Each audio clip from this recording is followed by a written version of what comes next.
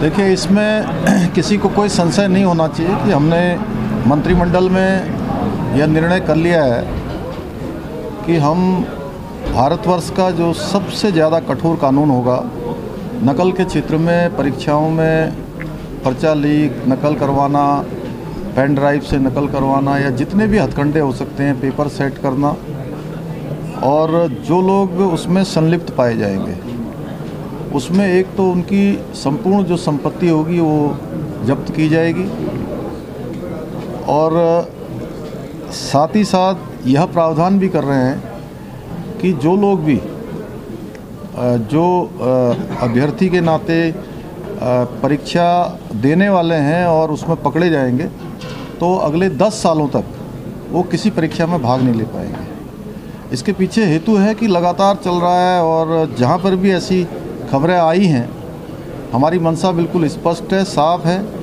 कि हम 1% का भी 0.01% का भी कोई भी इसमें समझौता नहीं करना चाहते। ये पारदर्शी होनी चाहिए और जितनी भी गंदगी है पुरानी वो सारी गंदगी साफ हो और एक नया अध्याय इस क्षेत्र में शुरू हो। उसके लिए ज़रूर हमको मशक्क़त करनी पड़ रही है। मैं सबसे कहना चाहता हूँ कि हमारी मंशा भी स्पष्ट है, हमारी नीयत भी स्पष्ट है और हम काम भी बिल्कुल स्पष्ट करना चाहते हैं।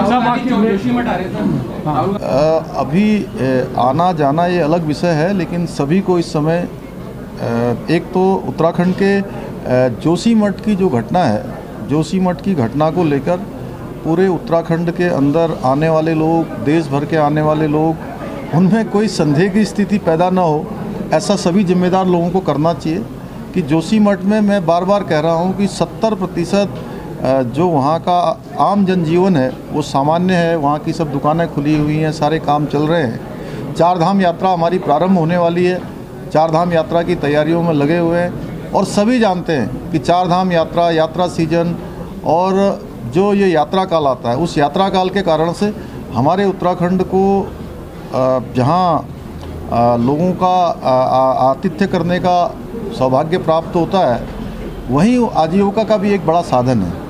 इस नाते कहीं पर इतनी गड़बड़ नहीं है जितना उसको प्रदर्शित किया गया है। मैं सभी से कहना चाहता हूं कि ये ज़रूर ध्यान रखें कि राजनीति और अन्य चीज़ें करते समय कि कहीं उत्तराखंड के उन लोगों के साथ जिनका काम चलता है, जिनका अपना व्यापार चलता है, या मैं कहूं कि आजीविका चलती है, कहीं उसको कहीं जाने अनजाने में कोई नुकसान तो नहीं पहुंचना है। देखिए, मैं सभी से यही कहना चाहता हूं कि ये राजनीति करने का समय नहीं है। सब लोग सहयोग करें, हम सबका स्वागत करते हैं। हम कोई दलगत भावना से काम नहीं कर रहे हैं। सरकार जो भी काम कर रही है वहाँ पर सबको साथ में लेकर कर रही है, और वहाँ जिलाधिकारी के उसमें एक जो कमेटी हमने बनाई है, उस कमेटी में हमने सभी स्टेक होल्डरों को रखा है और उनके जो सुझाव आ रहे हैं, उनकी जो राय आ रही है, उसी के आधार पर हम आगे बढ़ेंगे। 8 संस्थान वहाँ पर काम कर रहे हैं और जैसे ही उनकी रिपोर्ट आएगी उसके आधार पर हम पुनर्वास इत्यादि की जो कार्रवाई है उसको ठोस रूप देने के लिए भी आगे बढ़ेंगे। नहीं, उनके सुझाव आए हैं और मैं उनका भी स्वागत करता हूँ। अच्छा उन्होंने चिंतन किया है और सारे हमारे वरिष्ठ लोग हैं और सभी ने अपने अपने विभिन्न क्षेत्रों में विधायिका के रूप में, समाज के क्षेत्र में, राजनीति के क्षेत्र में अपने अनुभव प्राप्त किए हैं। उनके अनुभवों का निश्चित रूप से लाभ लेंगे। Thank you sir.